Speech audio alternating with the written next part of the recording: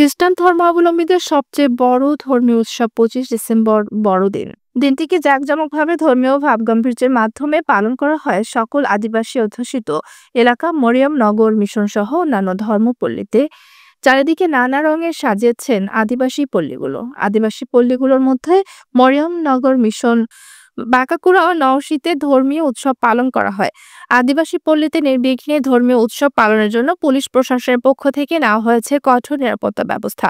মরিয়মনগর মিশনে সকালে প্রার্থনা, কেক কাটা হয়। কর্মসূচি পরিচালনা করেন মরিয়মনগর ধর্মপল্লীর সহকারী পাল পুরোহিত ফাদার লেজেন্ড জিভারু সিএসসি।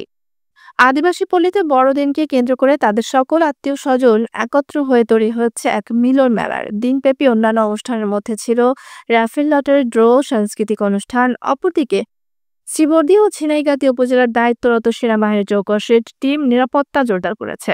শেরপুরের পুলিশ সুপার আমিনুল ইসলাম, জেলা প্রেস ক্লাবের সভাপতি কাকুন রেজা, সম্পাদক মাসুদ হাসান বাদল সহ সাংবাদিক ও পুলিশ সহ উপজেলার গির্জাগুলো পরিদর্শন করেন।